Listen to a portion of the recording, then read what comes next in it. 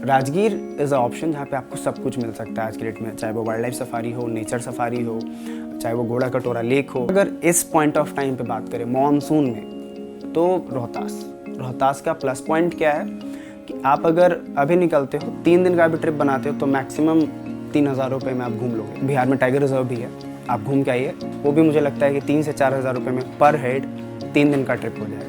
मेरे भी दोस्त जो आज की डेट में मेरे साथ पढ़े थे या फिर मेरे स्कूल में पढ़े थे, मुझे नहीं लगता है कि उसमें से कोई भी आज पटना या बिहार में है। तो आप एक्सप्लोर तब उन चीज़ों को करते हो जब आप वहाँ पे रहते हो। आप बैंगलोर में रहते हो तो आप नंदी हिल्स एक्सप्लोर करते हो, आप साउथ इंडिया एक्सप्लोर करते हो, लेकिन आप बिहार में रहोगे ही नहीं तो एक्सप्लोर कौन करेगा। प्रणाम, नमस्कार। बिहार तक देख रहे हैं आप और मेरे साथ आज बिहार तक स्टूडियो में मौजूद हैं आशीष कौशिक। अगर आप सोशल मीडिया पर बहुत ज़्यादा एक्टिव हैं और आप बिहार के पेजेस को फॉलो करते हैं तो इनके वीडियोस आपने ज़रूर देखे होंगे। और आज हम आशीष के साथ अनडिस्कवर्ड को डिस्कवर करने जा रहे हैं। तो बहुत बहुत स्वागत है आपका आशीष बिहार तक पर। थैंक यू सो मच आशीष, तो सबसे पहले हम शुरुआत करते हैं कि ये अनडिस्कवर्ड की जो आपकी जर्नी है वो कैसे शुरू हुई। जैसे अभी दिल्ली के स्टूडियो में बैठा हूँ नोएडा के, उसी तरीके से एग्जैक्टली 2015 की बात है, मैं अपने कॉलेज में था और मैं बैठा हुआ था, उस समय क्लास कर रहा था। उसी बीच में एक क्वेश्चन आता है कि एक मैम ये कैमरा जो होता है रील वाला, एग्जैक्टली उसको क्या बोलते हैं। तो instead of giving the answer ये आया कि क्या फालतू क्वेश्चन है, वो कैमरा भी यूज़ में नहीं आता है, होता होगा कहीं बिहार वीआर में use. So that point I felt like ma'am ने ये क्यों बोला। तो मेरे पास उस समय DSLR कैमरा हुआ करता था, मेरे क्लास में इकलौता बंदा था उस समय जिसके पास वो था। तो मैंने बोला मैम यू सेड समथिंग, बोलती है हाँ। तो मैम आपने बोला कि वो बिहार में यूज़ होता होगा, मेरे पास तो DSLR है and I don't feel that I am backward at all. मुझे लगा कि यार ये क्या हो रहा है। उसके पहले 1 साल दिल्ली में था, फेल हो गया था तो भैया के पास रहता था। तो उस दौरान भी बहुत सारे क्वेश्चंस, बहुत सारी चीज़ें आती थी कि यार बिहार ऐसा है वैसा है। मैंने भी सुना था एक टाइम में होता होगा, बट मेरे टाइम में तो मैंने वैसा बिहार देखा नहीं। तुमने भी शायद वो बिहार नहीं देखा जो हम सुनते हैं।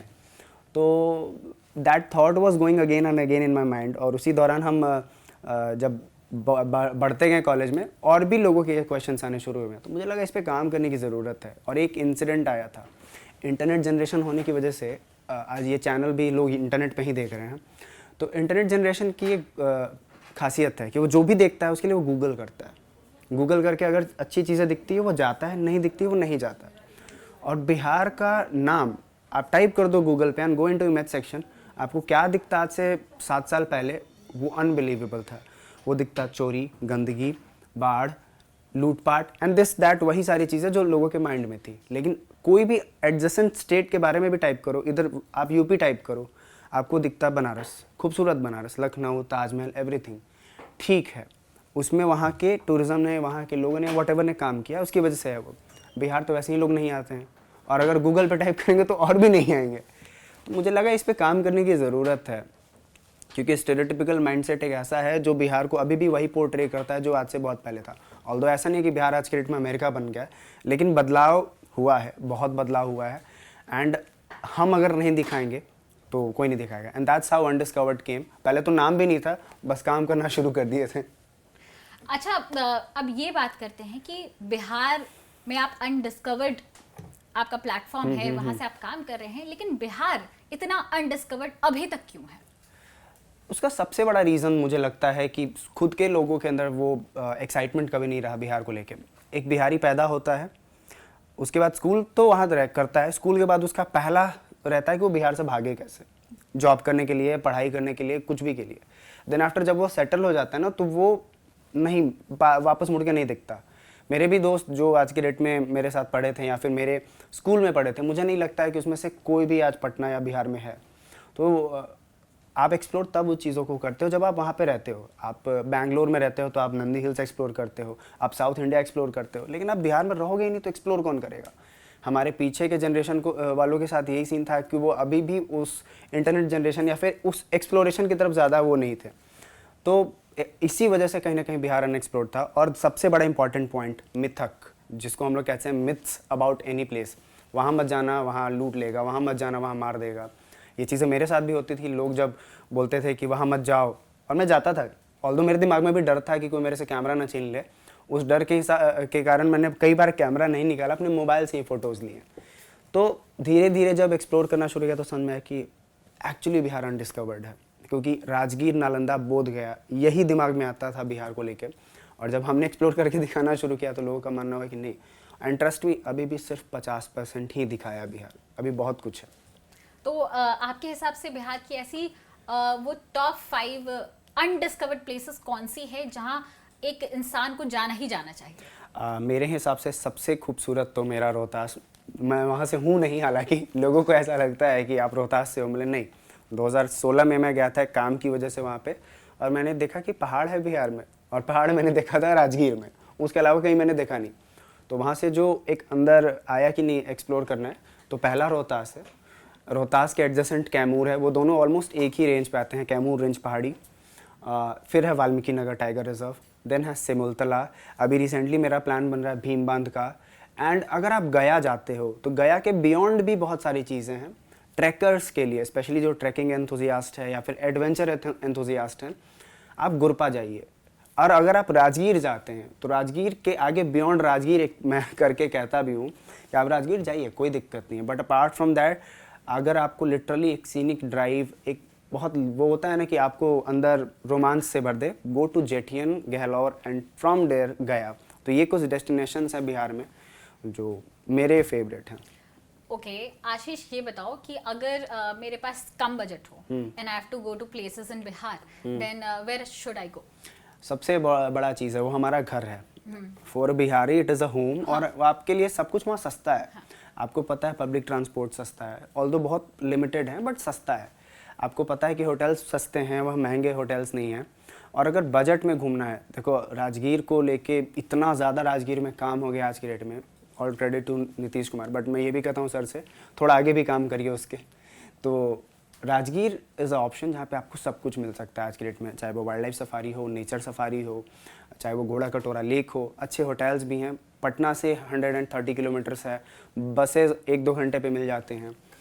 और अगर इस पॉइंट ऑफ टाइम पे बात करें मॉनसून में, तो रोहतास का प्लस पॉइंट क्या है कि आप अगर अभी निकलते हो, 3 दिन का भी ट्रिप बनाते हो, तो मैक्सिमम 3,000 रुपये में आप घूम लोगे, 3,500-4,000 रुपये। अगर आपके पास बाइक है और अपनी गाड़ी है तब तो बहुत ही अच्छी बात है। अगर 5 लोग उस गाड़ी में जा रहे हो तो मुझे लगता है कि मुश्किल से 2-2.5 हज़ार में पर पर्सन 3 दिन का ट्रिप आप डेफिनेटली कर लोगे, जिसमें कई वाटरफॉल्स हैं, कई 2 फोर्ट्स हैं, और डैम्स तो इतने खूबसूरत है कि क्या ही बोलूँ।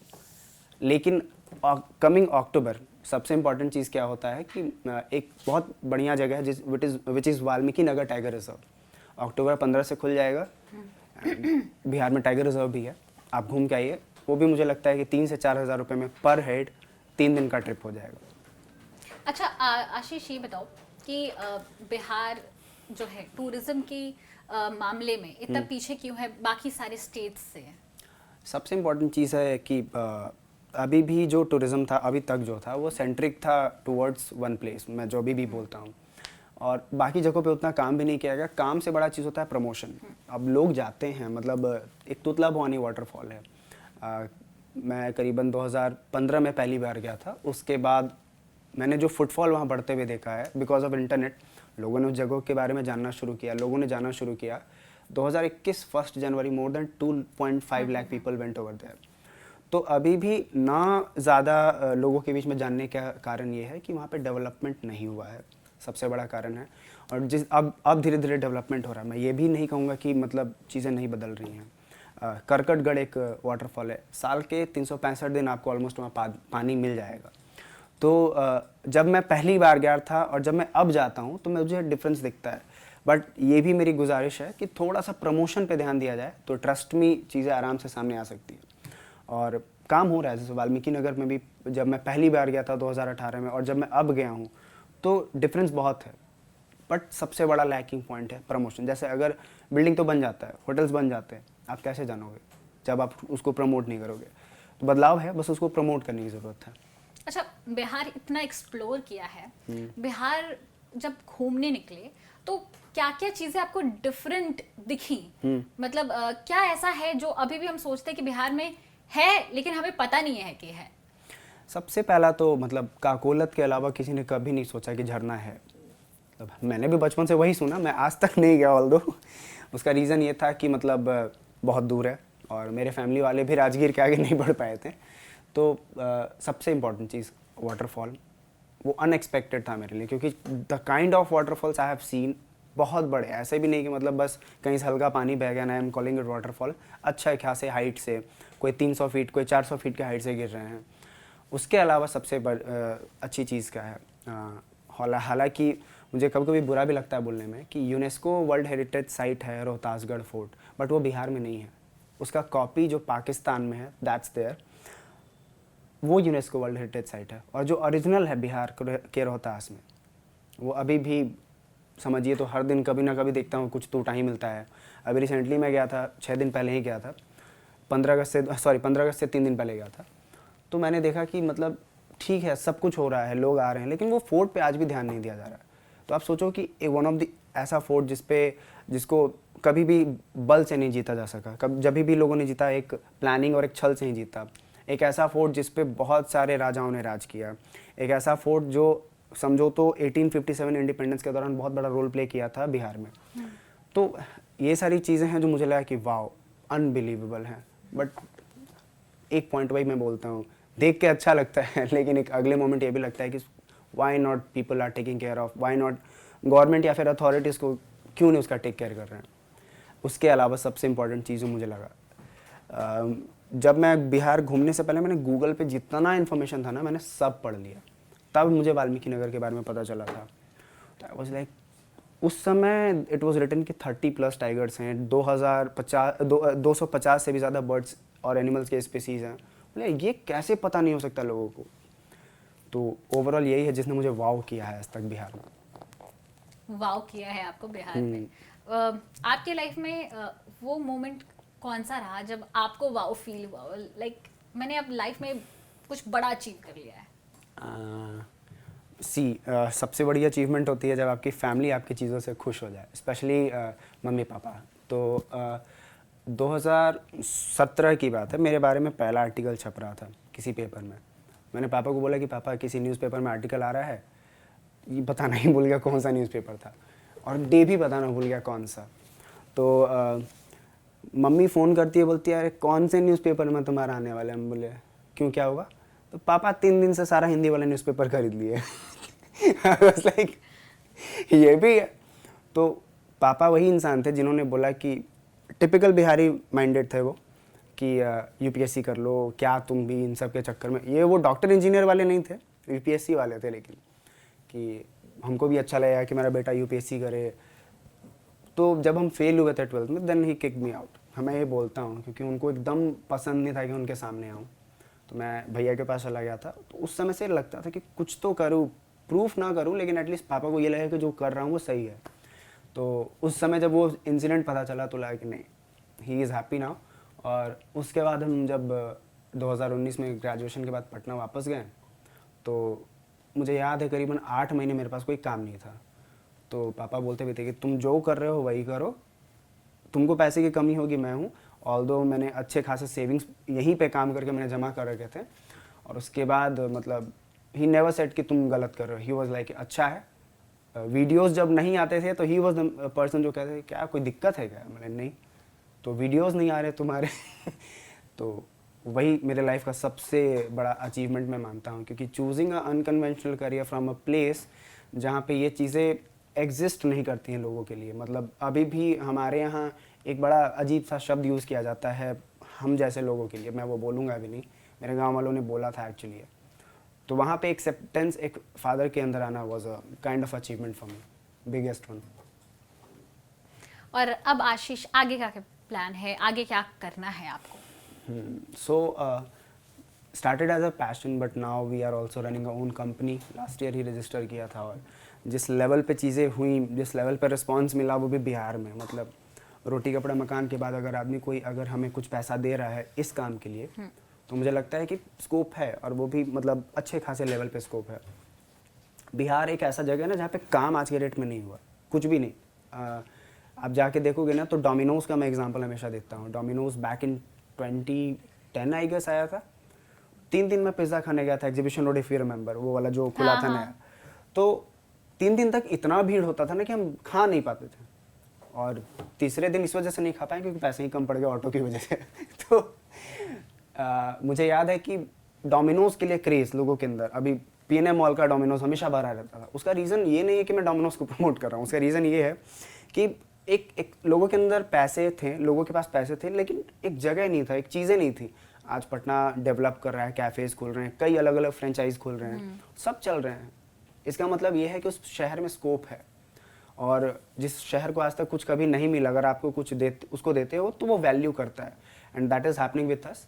फ्यूचर प्लान है to work in tourism, we are working even in tourism. अपने स्तर पे मैं टूरिज्म करना ही कोई एक्सपर्ट हूँ ना कुछ, बट था कि भाई करना है। Last year we started camping, 14 अलग अलग ट्रायल्स हमने कराए हैं। रॉयल एनफील्ड का हमने इवेंट कराया, बिहार में पहली बार एडवेंचर इवेंट हुआ रॉयल एनफील्ड का, हमने कराया।